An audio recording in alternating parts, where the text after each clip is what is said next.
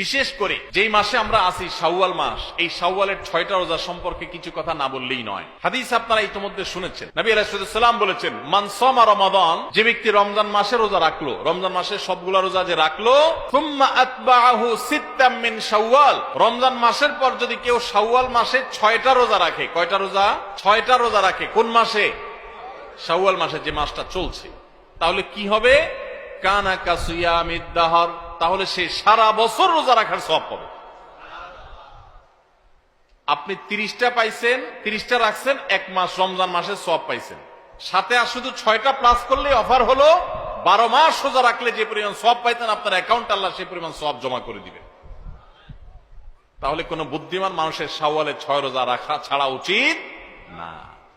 অনেক উলামা ইকরাম এই হাদিসকে ব্যাখ্যা করেছেন এইভাবে যে আল্লাহ রাব্বুল আলামিন সাধারণত নেক আমলগুলোকে 10 গুণ পর্যন্ত বাড়িয়ে দেন, কোন কোন ক্ষেত্রে আরো বেশি, দানের ক্ষেত্রে 700 গুণ আল্লাহ বাড়িয়ে দেন, কাউকে কাউকে হিসেব ছাড়া দেন। এই যে সাধারণত আল্লাহ তাআলা নেক আমল করলে কয় গুণ বাড়িয়ে দেন? 10 গুণ। কয় গুণ বাড়িয়ে দেন ভাই? 10 গুণ। তো আমরা রমজান মাসে রোজা রাখি, সাধারণত সারা মাস 30 হয় সর্বোচ্চ, কখনো কখনো 29 হয়, 30 বেশি তো আর হয় না। তাহলে 30 হলে 30টা রোজা আমরা রমজান মাসে রাখলাম, আর শাওয়ালে যদি 6টা রাখি তাহলে কয়টা হয়? 36 রোজাকে যদি আপনি 10 দিয়ে গুণ দেন সমান সমান কত হবে? 360। সারা বছরের হিসাব পাইছেন ভাইরা আমার। এই জন্য আল্লাহ রাব্বুল আলামিন আমাদেরকে সারা বছর রোজার সওয়াব দিবেন। শুধু রমজান রোজা রাখলে সারা বছর রোজার সওয়াব পাবেন না।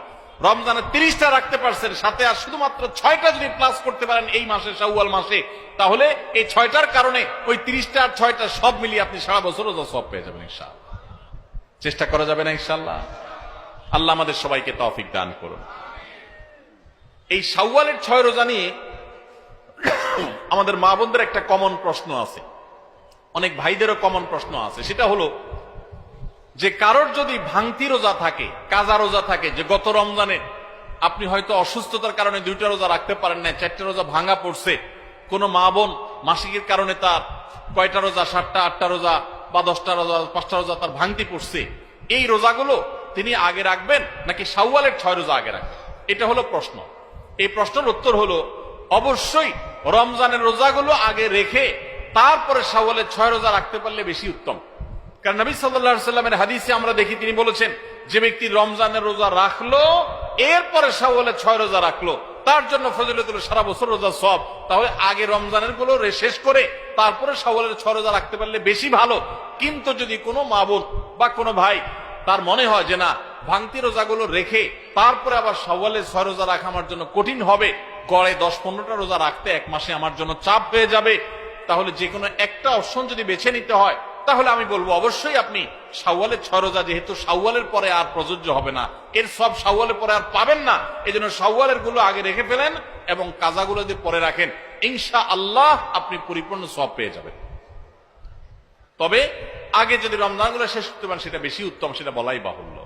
তাহলে শাওয়ালের 6টা রোজা রাখার চেষ্টা করবো তো ইনশাআল্লাহ।